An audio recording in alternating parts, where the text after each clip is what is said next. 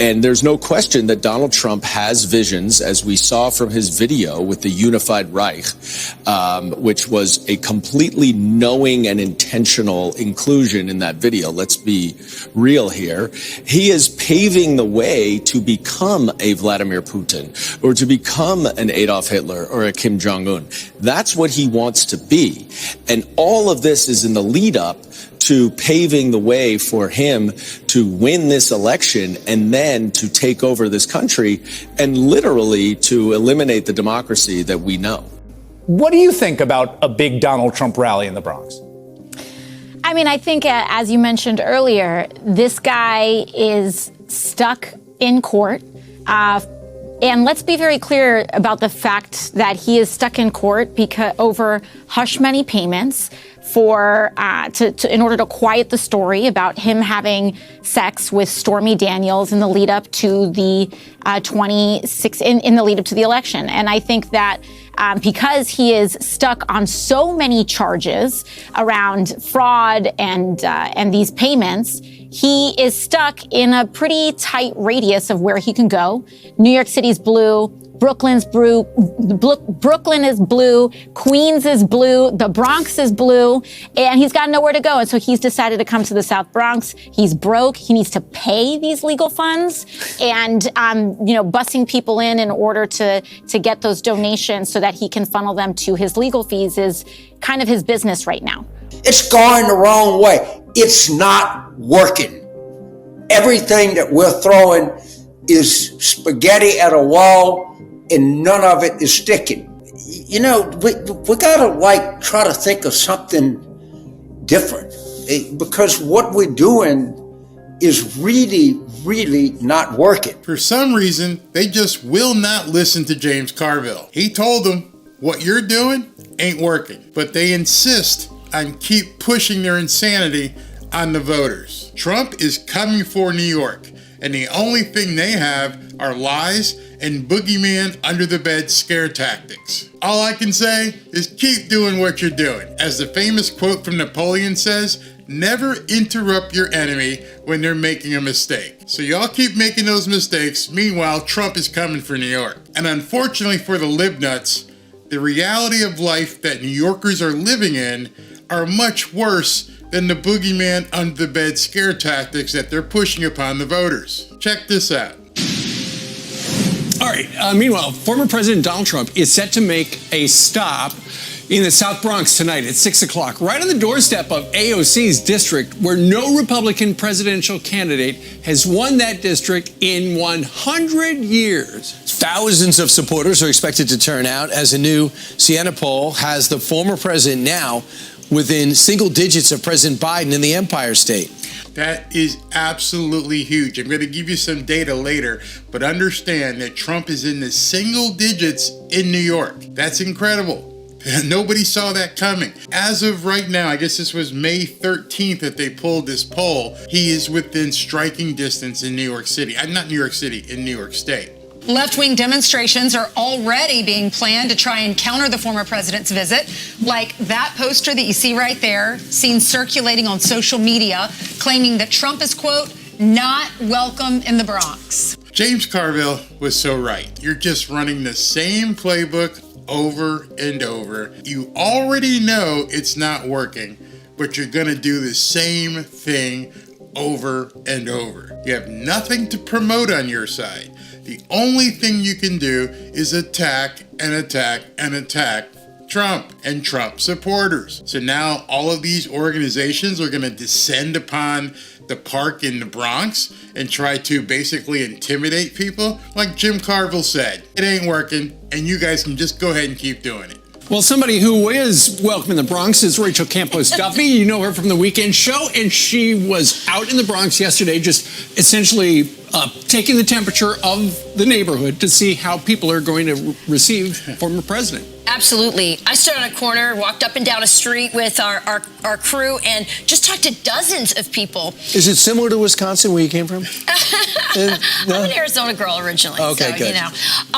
Listen, here's what was interesting. I mean, there's no question that the Bronx is a solidly blue area. But when things get bad, people are more loyal to their neighborhood. They're more loyal to their family. And They're more loyal to their lives. That's what she's saying. All of the boogeyman stories that all the Dems have said how bad Trump is doesn't compare to what these people are actually living now. This is a completely different battleground. It was deep blue. It's not deep blue anymore. I believe that, the color is changing. Maybe it's not quite purple, but just enough where Trump can take New York. That's what the sense that I got. There's also a pride in the Bronx, I know AOC said, Donald Trump, it's an embarrassment that he has to go to the Bronx, These people took that offensively. They're happy he's coming down. They want him to see what's going on. They want him to get a temperature. And that's the thing. You're seeing these polls that show Hispanics and African Americans moving towards Trump. It just feels like data. Right. You go into this, you go there, you actually talk to the people. It really brings it home. And AOC doesn't know that. Because although she supposedly is representing this area, she doesn't go there. The people in the street say she never comes here.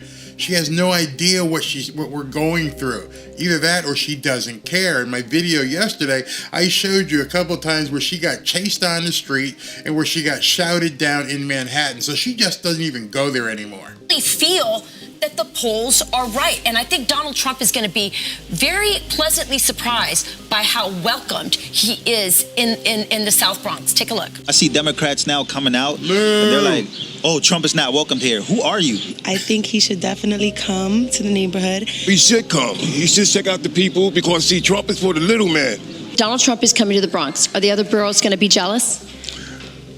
I don't know, but I hope so. Trump is doing something that no one else has done. He's giving such a respect to the Bronx. Before Trump, it was not really considered. Like, would they really go into the Democratic strongholds? Would they? And understand, why would it be a Democratic stronghold? Because most Republicans have completely acquiesced. They just said, New York is New York. That's that. We're never going to win it. We're not going to go there. And meanwhile, the Democrats have ignored New York just as well. It's not just AOC. None of them go and talk to the people. None of them are out on the streets. None of them are showing that they really want New Yorkers' lives to improve. They really go into the poor neighborhoods. One of the very important things that I wish the Republicans would understand is that even though you have, and you look at the registers and you see how many registered Democrats are in the Bronx, and you say 80, 90% are all Democrats, not all Democrats vote Democrat. I happen to be one of those Democrats that hasn't voted Democrat since the age of Ronald Reagan. Wow. That's absolutely incredible. So here's a woman who is registered as a Democrat, has been a Democrat all her life. She's just been saying, can somebody show me a better way? Can any Republican come on in and tell me that there's a better way for us to be doing things, a better way of life? And thus far, nobody else has ever come to New York.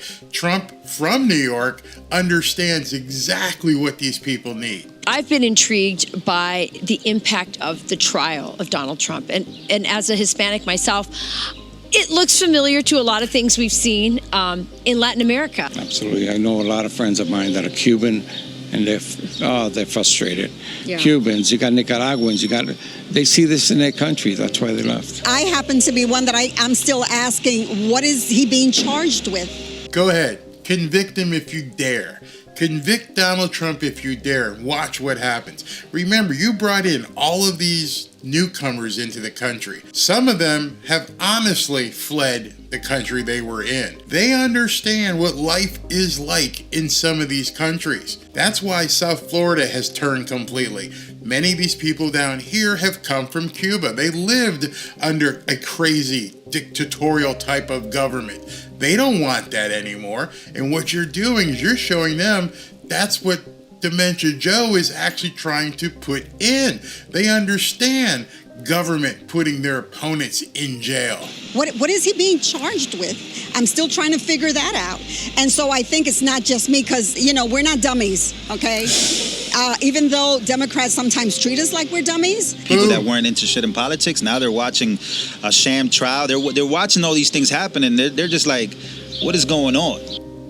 That is good. Rachel, I know a number of New Yorkers appreciate Donald Trump because he's a New Yorker. And even though he now lives in Florida.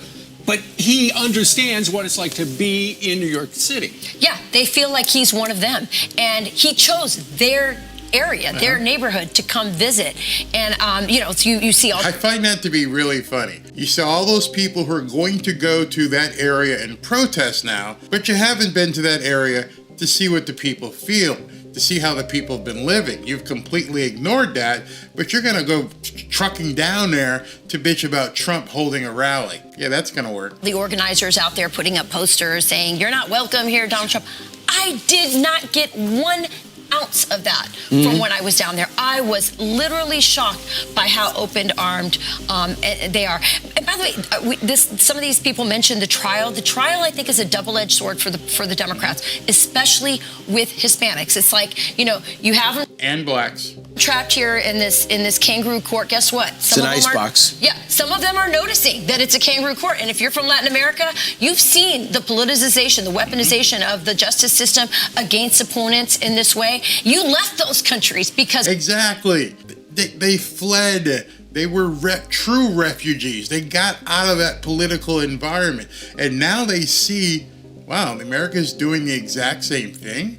America is locking up the people that they oppose. I fled that country. I don't understand how people aren't getting that. Again, like James Carville said, you keep doing the same thing and it's not working. To that kind of corruption and Marxism, frankly, and they're seeing it happen here, and they're not dumb.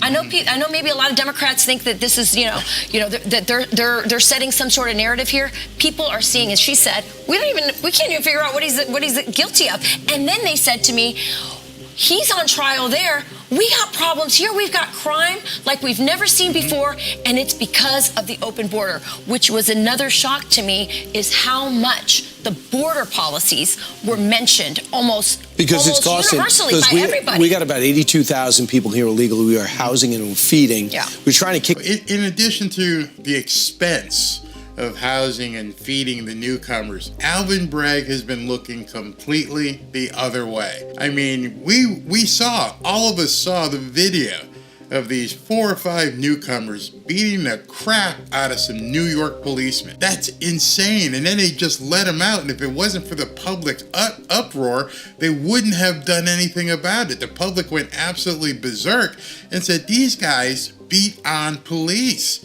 They beat up our police officer. Do something, Bragg. And then he had to chase him around the country to find out who did it and bring the guys back. You already saw what happened at that officer's funeral who got killed. Biden didn't even show up. Didn't even contact the widow. Told Eric Adams, hey, tell her I said I'm sorry. Hope it works out for her. You don't think people are noticing this? That's why the gap is only 9 points as of today. Come out after 30, 60 days, and they're not leaving. Well, they're not on the Upper East Side. Right. They're going to the Bronx. Right, and they're taking over the parks where their kids play. That's exactly right. And that's what they said. They said, our service, we're poor. This is a working class, poor neighborhood, and our services are being strained, or they're literally cutting our own services and giving it to other people who came here illegally. So that. And if you look at my video yesterday, that's exactly why AOC got shouted out. She was standing in Midtown Manhattan praising that they were housing tons of newcomers in this big hotel. Meanwhile, the people of New York City are standing around her going, what the hell are you doing? What are you doing, man? We're giving all this money, ATM cards, bus passes, subway passes. We're giving out all this money to these people. Meanwhile, you're ignoring us. That's not a way to basically endear yourself to your voters. As James Carville said, it ain't working, but y'all keep doing it. That was really an interesting thing, and they're associating the rise in crime to Alvin Bragg, but also to many of the illegals. Let's see if the president keeps it short and crisp tonight. Yeah. I mean, it'd be very interesting to see how he does it. 6 o'clock tonight. It's in a park in the Bronx called Crotona Park. Lawrence is going to go up there. He's interviewing the former president. You know what they told me? Some of them said it's epic that he's coming. Others said es épico. So they, in Spanish and English, they're saying this is historic. Thank you for coming to our district, or to our area. So I think it's going to be a very interesting thing to see today, and it will be great if Lawrence actually gets a chance to interview some of these counter protesters to see if they're AstroTurf. Because what I saw was if they're from the Bronx, they're open. They're open to ear, open armed right now. And we put up that poster that showed the organizers. Yeah. Over a dozen and a half different organizations. Yeah. If they don't wind up with a bigger crowd than Donald Trump, It'd be embarrassing. It would be embarrassing for them because they've got the entire New York City area with a lot of people at their disposal. There's a lot of dark money funding these kind of. That's amazing. All these organizations, all these union organizations getting the dark money, as Rachel said, are coming to this park to try and shut down. They don't even want him speaking. And I keep repeating this stuff about what James Carville said because it's so true. They think that kind of tactic is going to work. Now understand this. If the people in the Bronx are extremely receptive and they want this guy to show up and speak, and you come in after everything that's been done that they've seen in the Alvin Bragg court, and you try to use violence to protest and try to shut him down, what do you think is going to happen? Protests. This is the same kind of stuff. This is the same group that came, with BLM and so forth. This is George Soros funded. That's who's behind this. The people on the street are saying, come, see what it's like here. Listen to us. And they're so honored that somebody like the President of the United States, who they consider an outsider and a new fellow New Yorker, is coming. I'm kind of worried about that. I'm kind of worried about the people that are going to show up to be antagonists. I have a feeling that this may get somewhat violent tonight. I have a feeling that they're coming there not just to disrupt and protest, but they've been given their marching orders to go in and try to disrupt. Now, luckily, many of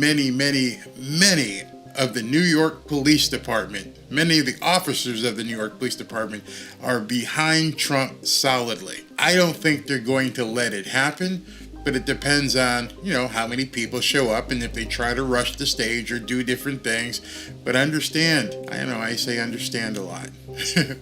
Recognize that by doing that, they are turning off even more voters that they historically have counted on. They can't afford that. Why would you do that?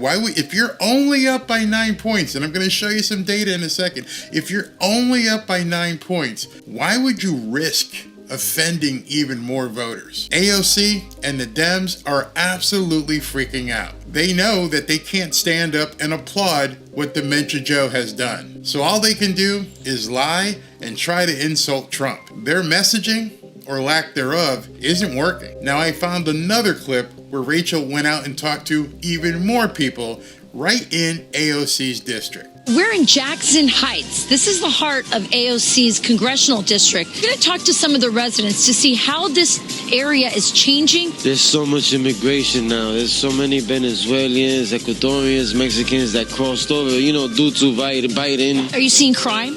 More crime? Yeah, more crime. There's more crime going on. Robberies. Look at this place. A lot of crackheads. A lot of crackheads. Yeah, I want that in my home. I want that everywhere when I walk around. After 7 p.m., you cannot walk around here. In the corner, every a week, you heard somebody was killed, somebody was beaten. Está muy inseguro. Now this is in AOC's district, and these people are like, I can't leave the house. It's after 7 p.m. Can you imagine where you live if somebody told you don't go outside after 7 p.m.? It's way too dangerous. Well, why aren't the city and the mayor, doing something about it? Shh, we got to make sure we take care of these newcomers. I feel very unsafe, truly. I've had 3 times someone try to assault me, try to pull my gold chain. I'm always with him and protecting him because the crime is so bad. It's so bad, and I don't know how many of you know this. It's a very disturbing story, but some guy was walking down the street behind a woman, threw a belt around her neck, dragged her between 2 parked cars, and had his way with her. That's what people in New York are having to deal with. That's what people in AOC's own district have to deal with. Think they want to see Donald Trump? Of course they do. You see all the vendors, all the people selling stuff on the street. There's crimes, people getting robbed. A lot of people doesn't want to come because they come with their families and they see that. Pero We see them around, but nobody does anything. Todo el mundo está cerrando temprano por la situación. Now everyone goes home early, closes early because of the crime situation. Imagine that you have a business, and now your business has to be managed in such a way that you get everybody out, get the doors closed before it gets dark, because you don't know what's going to happen and there's nobody there to answer the call. Even the police are slow to react because they've been told not to go into these certain areas. Migrantes buenos, somos más generosos. She said, we take pride in our place. We work really hard. We are immigrants who came here for the right reasons to work, and we just wish that those who aren't complying with the law would be held accountable. And unfortunately, in New York City, they are not being held accountable. You can do all kinds of bad things to women. You can break the law. You can steal from people.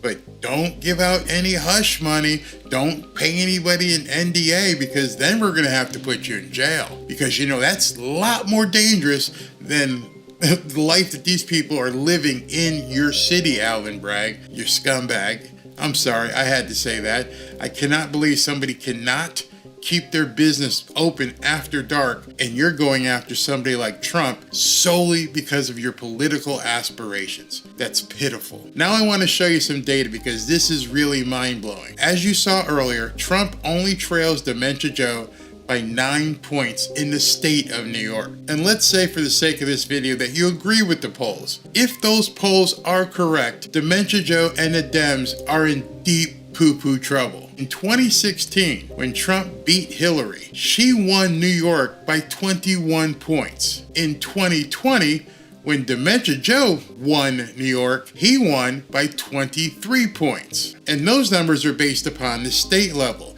But what carried Dementia Joe was that he won New York City by 54 points. The rest of the state was pretty much red.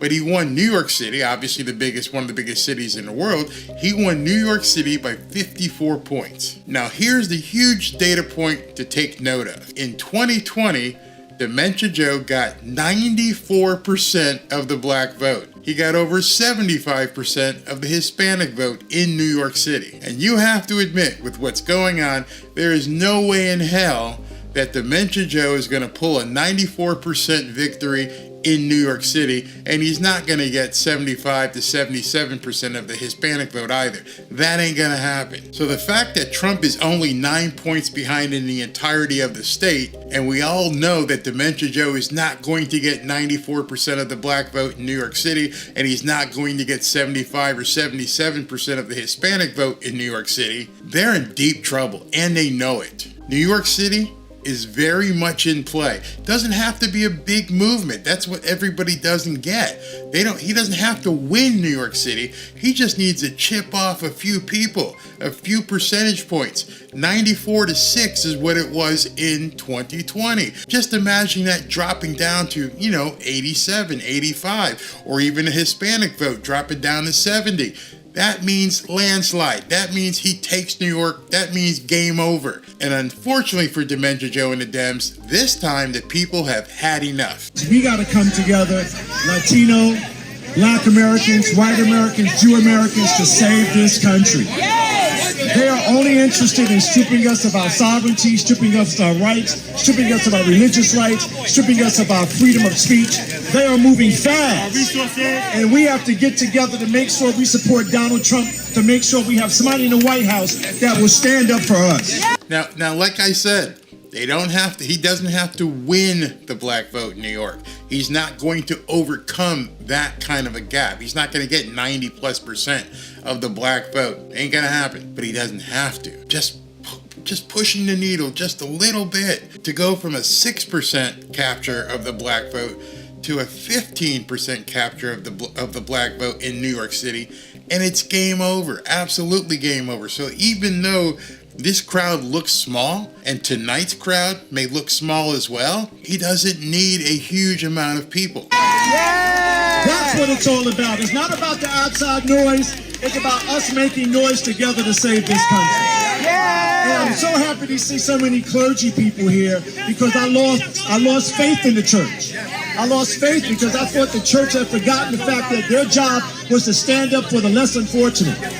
He didn't say he lost faith in God. He lost faith in the church, which is a big deal because in some of these inner city neighborhoods across the country, the pastors have so much power. And many of these pastors across the country have led black people astray. If you're not black or you're not familiar with the black community, there's a church like at every corner in the hood. Everywhere there's a church. You can see what Fannie Willis has done. They rely on the church. They have kept these people in check for decades simply because of the pastors in these neighborhoods. And now, like he just said, some people are waking up and saying, hey, this church is full of it. I'm out. I've lost faith in this church, not in God. And guess what? We have so many Americans doing so bad in this country because we have people in this country believe that they have the right to strip us of our humanity, strip us of everything that we own, strip us of our rights to raise our children the way we want to raise our children. We have to stand up against them. We have to make sure that our voices are louder than that. That's what He's pointing to the protesters that are even there at a small event. Imagine that. These people here, maybe 100, maybe 200, on the outskirts of this event, the sharks are out there screaming at them. They're being told, shout these people down. And what he's saying is, don't worry about them. Let's just be louder than they are. We're bigger than they are. we have to do. We have to stop standing silent, and we have to stop being quiet. We have to stand up against the tyranny of our time, like all of our leaders did for us. And that's what I mean. So it's not about just supporting Trump. It's supporting your rights. It's supporting this country's rights. It's supporting our children. It's making sure that we stand up against all of the things that are trying to take away the things that we fought for all of our lives. So we got to be louder than that, right? We got to be louder than that, right? And we got to be loud because we are on the right side. Love that.